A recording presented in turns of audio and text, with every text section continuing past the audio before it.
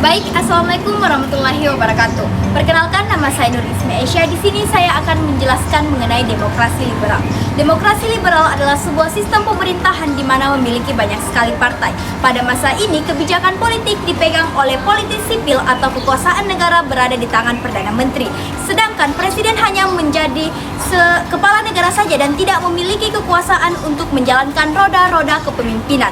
Lamanya kabinet pada masa ini tidak ditentukan lamanya karena Perdana Menteri bisa saja dijatuhkan oleh parlemen karena mosi tidak percaya atas kebijakan dan kinerjanya. Pada masa ini sering terjadi pergantian kabinet karena perbedaan kepentingan antara partai-partai yang ada, dan terjadi 7 kali pergantian kabinet. Yang pertama adalah kabinet tafsir pada tahun 1950 sampai 1951.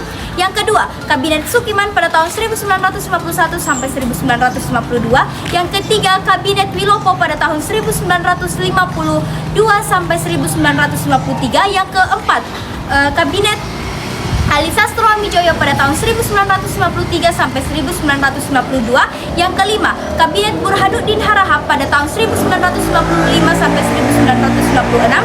Yang keenam, kabinet Ali Sastro Amijoyo II pada tahun 1956 sampai 1957.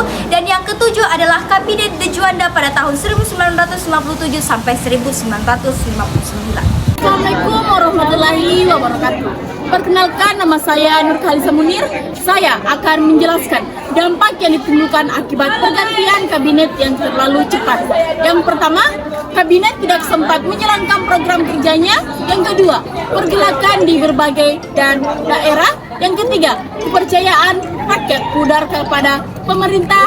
Dan yang keempat, parpol tidak bekerja sebagai penyalur aspirasi rakyat. Pemilu atau pemilihan umum pertama di Indonesia dilakukan pada tahun 1955 yang terbagi menjadi 2 tahap. Tahap pertama pada tanggal 29 September 1955 untuk memilih anggota DPR. Tahap kedua pada tanggal 15 Desember 1955 untuk memilih anggota-anggota. Dewan Konstituante.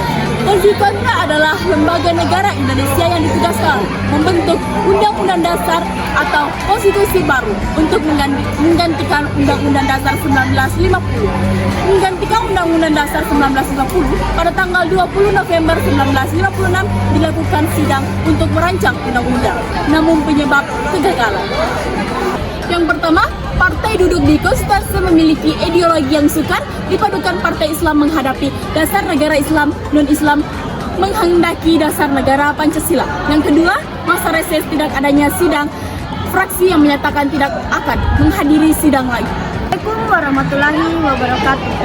Perkenalkan, nama saya Luciana Dwi Astuti. Di sini saya akan menjelaskan tentang demokrasi liberal dan demokrasi terpimpin. Dekret Presiden pada tanggal 5 Juli 1945. Yang pertama yaitu pembubaran Dewan Konstituante. Yang kedua yaitu menetapkan Undang-Undang Dasar 1945 berlaku lagi bagi segenap bangsa Indonesia dan tidak berlaku lagi bagi Undang-Undang Dasar sementara 1950. Yang ketiga yaitu pembentukan MPRS atau Majelis Permusyawaratan Rakyat sementara dan DPAS, Dewan Pertimbangan Agung sementara. Demokrasi terpimpin adalah masa ketika Presiden Indonesia Soekarno berkuasa di bawah naungan Undang-Undang Dasar 1945 yang asli. Ajaran yang diterapkan oleh Soekarno adalah Nasakom, yang dimana Nasakom adalah nasionalisme, agama, dan komunis. Dan nasionalisme dipimpin oleh TNI, agama dipimpin oleh NU, dan komunis dipimpin oleh KPK. Assalamualaikum warahmatullahi wabarakatuh. Perkenalkan, nama saya Dimas Anggriano. Di sini saya akan menjelaskan sedikit tentang demokrasi terpimpin. Ditandai dengan penyimpangan Pancasila dan penyimpangan Undang-Undang Dasar, di mana terjadi kerancuan hubungan antara Presiden dan DPR, DPAS, atau hubungan tidak harmonis. Puncak penyimpangan pemberontakan terjadi pada saat pemberontakan G30S PKI. Demokrasi terpimpin ditandai munculnya konfrontasi Malaysia. Terkucilnya Indonesia dengan pergaulan internasional akibat konfrontasi Indonesia yang memuncak dengan dikeluarkannya Dewi Kora pada tanggal 3 Mei 1964. Baik, assalamualaikum warahmatullahi wabarakatuh. Perkenalkan, nama saya Muhammad Taqwa. Di sini saya akan menjelaskan sedikit tentang demokrasi terpimpin. Adapun yang akan saya jelaskan itu Dwikora. Dwikora memiliki 3 isi. Yang pertama yaitu perhebat pertahanan revolusioner Indonesia, bantu rakyat Sarawak dan Sabah untuk memerdekakan diri. Yang kedua yaitu penyimpangan politik bebas aktif. Dengan munculnya NEPO dan OLDEPO. NEPO adalah kekuatan baru yang sedang muncul, terdiri dari negara-negara non-imperialisme dan kolonialisme seperti Indonesia, Korea Utara, Vietnam Utara, dan Rusia. OLDEPO adalah kekuatan lama yang sudah mapan, terdiri dari negara-negara kapitalis seperti Inggris, Prancis, dan Belanda. Yang ketiga yaitu Indonesia memundurkan diri dari keanggotaan PBB karena Malaysia terpilih sebagai anggota tidak tetap Dewan PBB.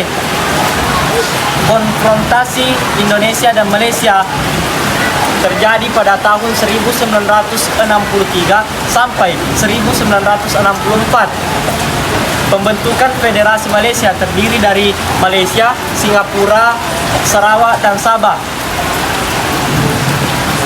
Indonesia menentang hal tersebut karena pembuatnya adalah Inggris. Assalamualaikum warahmatullahi wabarakatuh. Perkenalkan, nama saya Rian. Saya akan menjelaskan materi tentang Irian Barat. Perjuangan mengembalikan Irian Barat menempuh beberapa tahap. 1. Diplomasi bilateral antara Indonesia dan Belanda, namun gagal. 2. Diplomasi multilateral dalam sidang Majelis Umum PBB, namun mengalami kegagalan. Gagalnya perjuangan diplomasi mendorong Indonesia melancarkan konfrontasi yang mencakup konfrontasi politik, pembatalan hasil KMB secara sepihak, dan pembentukan provinsi Irian Barat. Konfrontasi ekonomi, yaitu dengan nasionalisme atau pengambil alih perusahaan Belanda di Indonesia.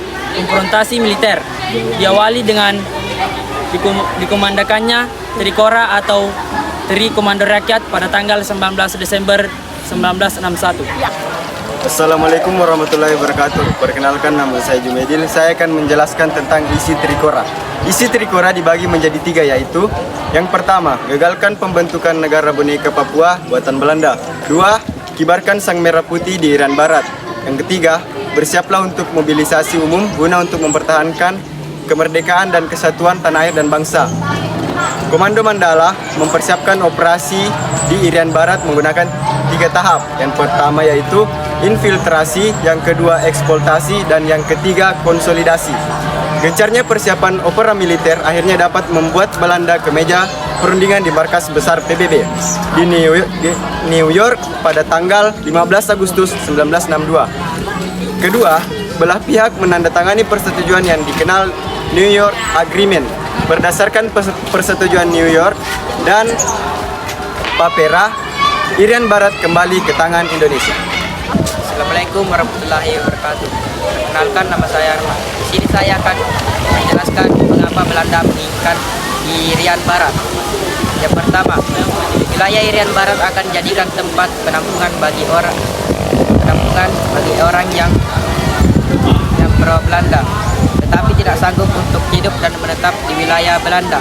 Yang kedua, wilayah Irian Barat akan jadikan basis pijakan bagi perkembangan Islam Katolik. Yang ketiga, alasan ekonomi di Irian Barat menyangkut ekonomi laut, hutan, dan mineral yang cukup besar diharapkan dapat menumpang kekuatan Belanda yang hancur akibat Perang Dunia Kedua.